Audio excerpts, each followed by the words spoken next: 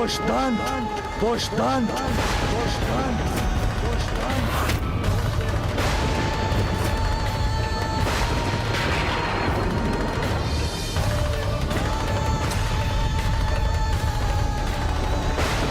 शुष्यस्सु खेषु कालेषु त्यागो अमृत निर्झरा। कहाँ सीखा तुमने? कहाँ सीखा तुमने? किसने बताया तुम्हें?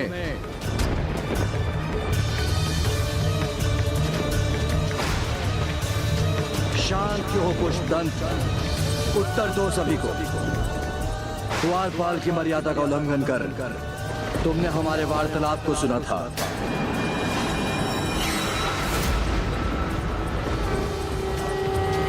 एकांत में दंपति की वार्तालाप को गुप्त रूप से सुनना पिशाचों का आचरण है।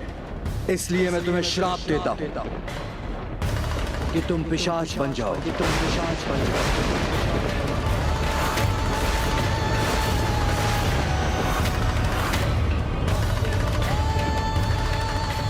तुम पिशाच बनकर सहस्त्र वर्षों तक काशी में भटकते रहोगे।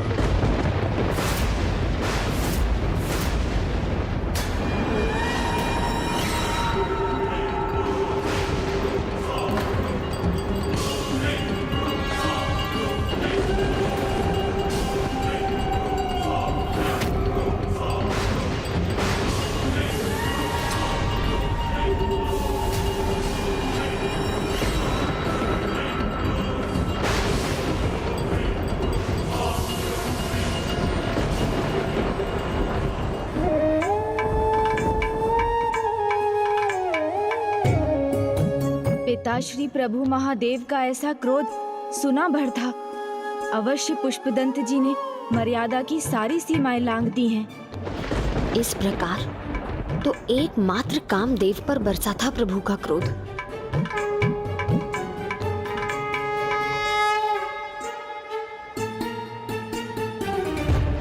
दया कीजिए प्रभु, दया कीजिए, क्षमा कर दीजिए। घोर पाप हुआ है उनसे, मैं जानती हूँ। क्षमा योग्य नहीं है वो, किंतु प्रथम भूल थी उनकी। इसलिए हे दया निधान, क्षमा कर दीजिए उन्हें। आगे से ऐसी भूल कभी नहीं होगी। क्षमा कर दीजिए प्रभु, क्षमा कर दीजिए, क्षमा कर दीजिए, क्षमा कर दीजिए।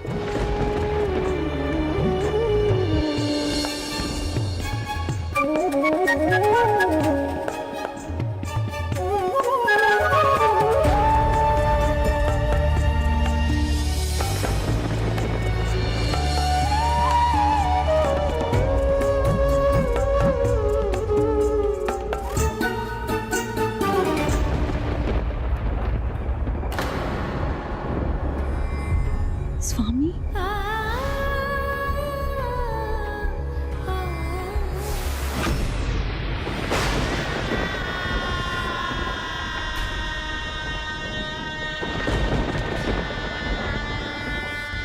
स्वामी, आपका निश्चल निर्मल स्वभाव सबकी हंसी और प्रसन्नता का कारण था। इसी बात पर मुझे आप पर क्रोध भी आता था और हंसी भी। पर अब जब आप चले गए हैं तो मेरी हंसी भी आपके साथ चली जाएगी। एकमात्र आप ही तो थे स्वामी, मुझसे निस्वार्थ प्रेम करने वाले।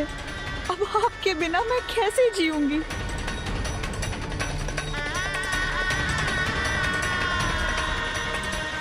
भृंगी जी, तोता जी, भृंगी जी सुनिए ना, रुक जाइए।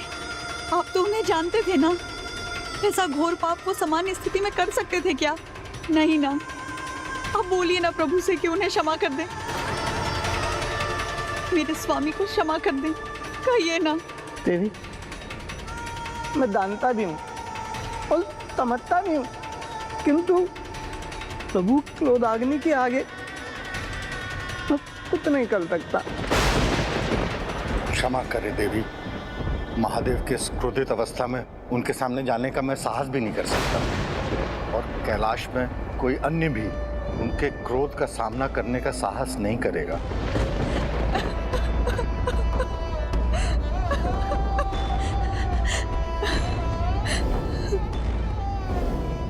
पार्वती, प्रभु उन पे क्रोध नहीं करेंगे। एकमात्र देवी पार्वती पर ही मेरी आस है, वही मेरी सहायता कर सकती हैं।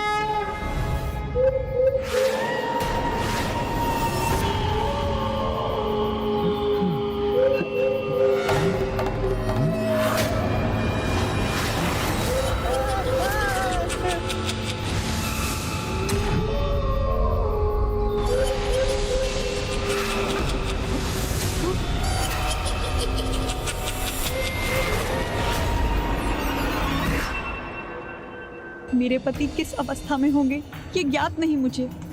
कैसी अभागन हूं मैं। हे जगत जननी, दया कीजिए मुझ पर। महादेव का क्रोध आप ही शांत करा सकती हैं। मेरे स्वामी को क्षमा दान दिला दीजिए माता। महादेव आपकी अवश्य सुनेंगे। मेरे स्वामी को क्षमा दान दिला दीजिए।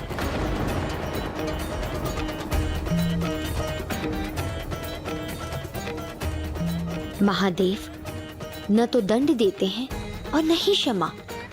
वो तो केवल कर्मों का फल देते हैं, और कर्मों का फल तो व्यक्ति के स्वयं के हाथों में होता है। तो इस कर्म की दोषी तो मैं हुई। न मैं उन पर श्रेष्ठता प्रमाणित करने का दबाव डालती और ना वो कुछ ऐसा करते। तो दंड तो मुझे मिलना चाहिए माँ, मुझे मिलना चाहिए। सखी जया, व्यक्ति अपने कर्मों का स्वयं उत्तरदायी होता है, और जो पाप पुष्पदंत ने किया है उससे महादेव अत्यंत कुपित हैं। और ऐसे में यदि मैंने उनसे कुछ भी कहा तो उनका क्रोधांक कहीं मुझे ही भस्म न कर दे।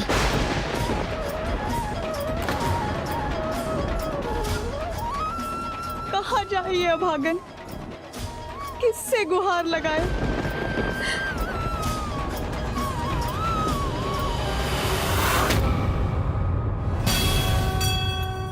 गणेश जी। मौसी, जिस प्रकार आज आपने अपना भोजन मुझे देकर अपना आनंद बांटा है, वैसे ही एक दिन मैं आपसे आपका दुख बांटूंगा।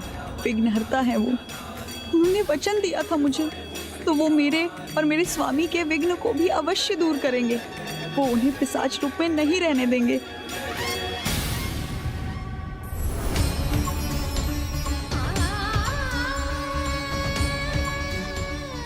क्षमा करना सखी, तुमने पुत्र गणेश से आस लगाई है, किंतु अब वो चाहकर भी पुष्पदंत को पिशाच योनि से नहीं लौटा सकेगा।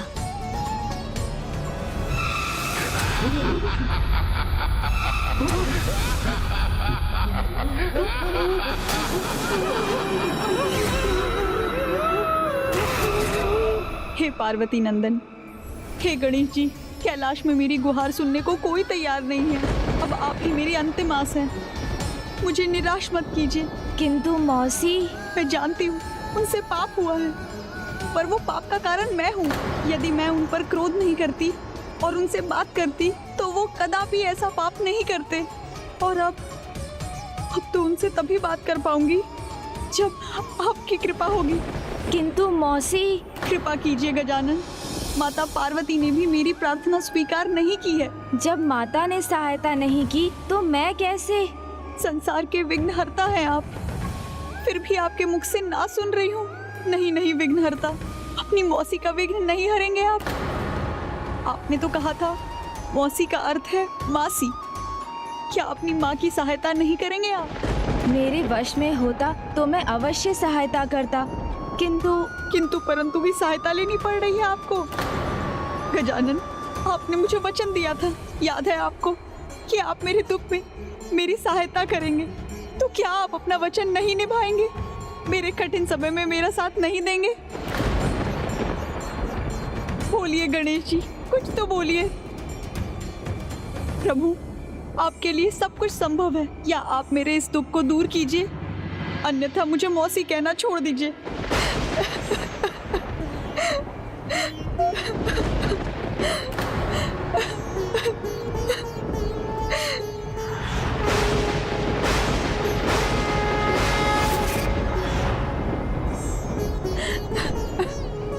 मौसी,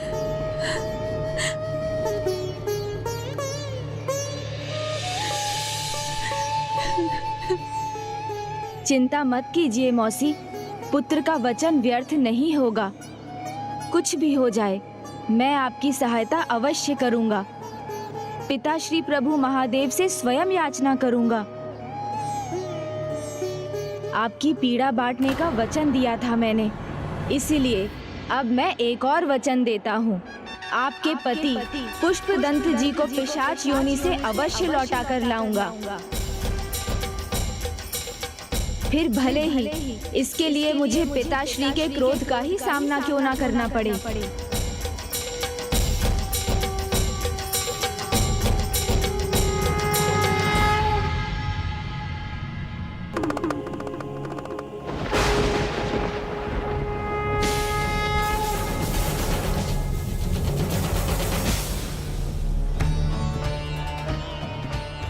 पुत्र गणेश, अभी स्वामी का ध्यान भंग करना उचित नहीं। किंतु मैं मौसी को दिया वचन भंग नहीं कर सकता माता।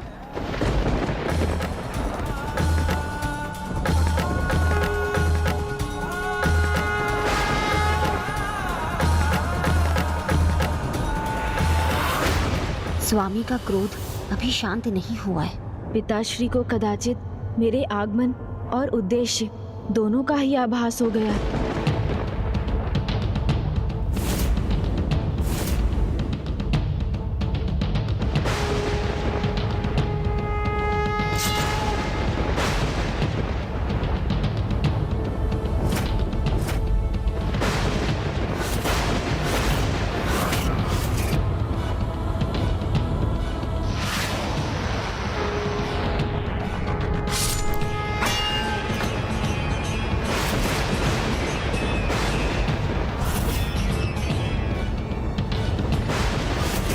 क्षमा कीजिए पिताश्री, मैं वो। आइए ऋषिवर, आपका स्वागत है। ॐ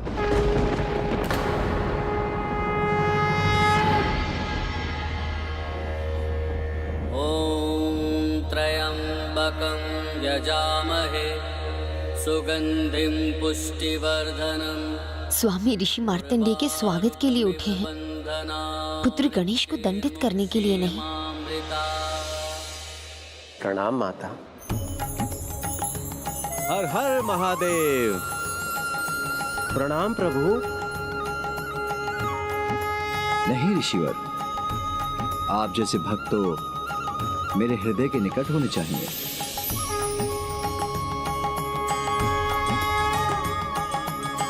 अद्भुत, मैंने पिताश्री को कभी किसी भक्त का ऐसा स्वागत करते नहीं देखा।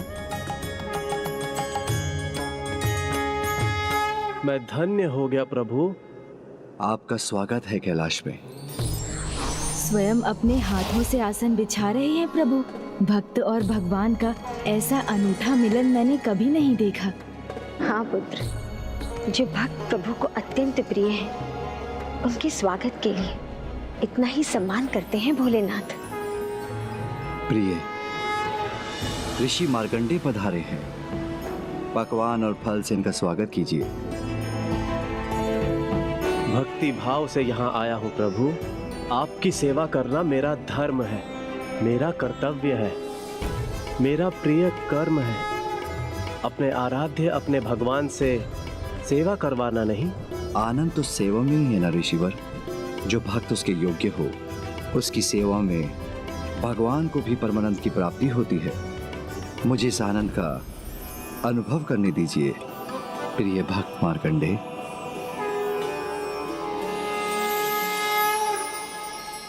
लीजिए स्वामी।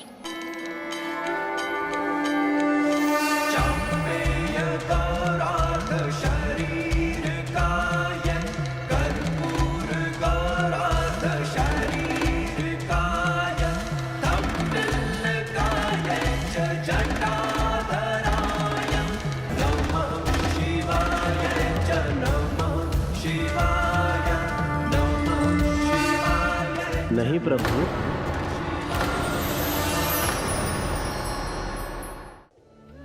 अपने भक्त को अपनी मर्यादा में रहने दीजिए। प्रभु, आपने मुझे अपने हाथों से खाने ही कहाँ दिया। हाथ तो मुझे आपके धुलवाने चाहिए।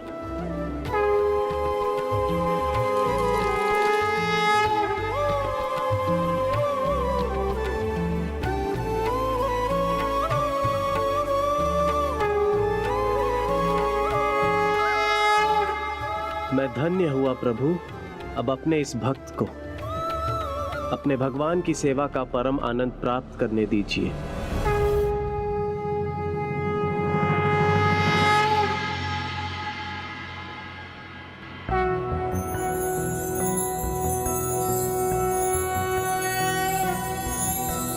नागेन्द्रहाराय त्रिलोचनाय भस्मांगरागाय महेश्वराय नित्याय शुद्धाय दिगंबराय तस्मै नकाराय नमः शिवाय। प्रभु, आपकी भक्ति में ही आनंद है।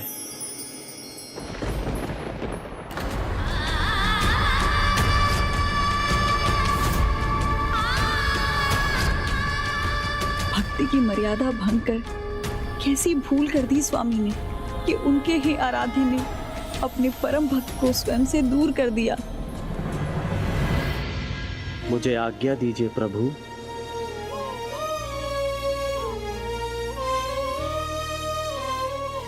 ओम नमः शिवाय, ओम नमः शिवाय, ओम नमः शिवाय।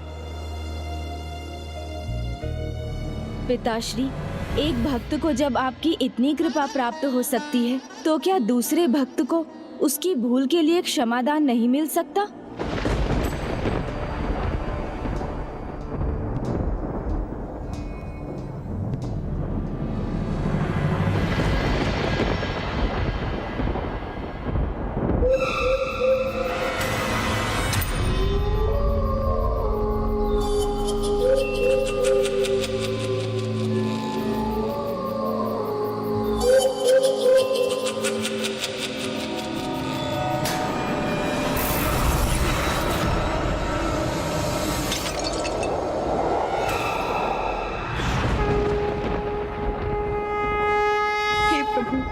पार्वती नंदन की प्रार्थना स्वीकार कर लीजिए।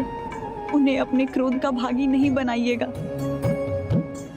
बोलिए ना पिताश्री, भूल स्वीकार करने वाला क्या क्षमा का पात्र नहीं?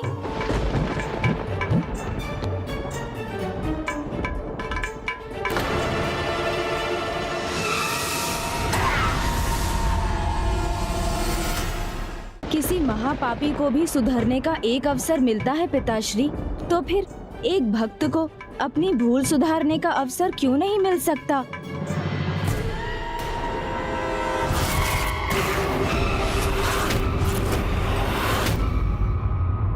उचित है पिताश्री, कम से कम इतना बताने की तो कृपा कीजिए। कैसे क्षमा मिलेगी उन्हें? आपके शाप से मुक्ति कैसे पा सकते हैं वो? उनके प्रायश्चित का कोई तो उपाय होगा। प्रायश्चित? जिसे मर्यादा का ज्ञान ही नहीं, वो भला क्या प्रायश्चित करेगा? जो भक्त मर्यादा का महत्व समझता है, उसका महत्व भगवान से कहीं अधिक होता है। ऐसे महान भक्तों पर भगवान स्वयं न्यौछावर रहते हैं, और जो भक्त मर्यादा को भूल जाए वो भक्त ही नहीं कहलाया जा सकता। एक और भक्त मार्कंडेय हैं, जिन्होंने स्वयं मुझसे सत्कार पाकर भी अपनी मर्यादा नहीं भूली, और दूसरी ओर वो है जो एक पद की मर्यादा भी नहीं निभा सका। किंतु गणेश, यदि उसकी सहायता करनी है तो उसे सर्वप्रथम ये समझाओ कि भक्ति की मर्यादा क्या होती है। गणेश, पुष्पदंत को कुछ सिखाना ही है तो भक्ति का वास्तविक अर्थ समझाओ उसे।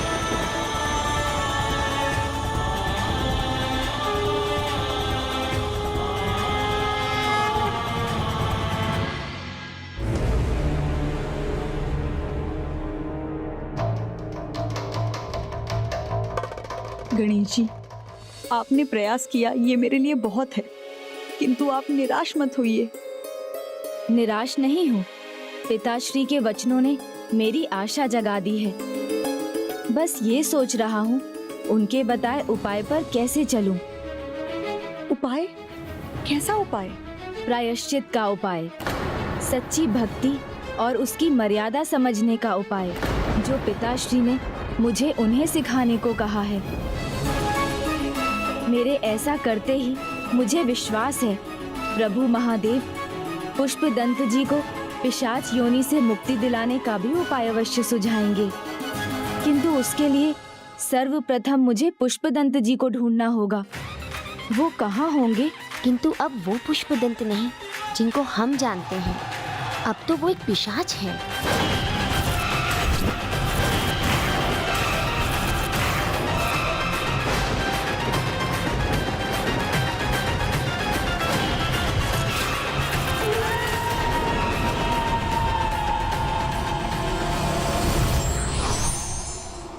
जीवन में यदि मर्यादा का संस्कार ना हो तो पतन निश्चित है।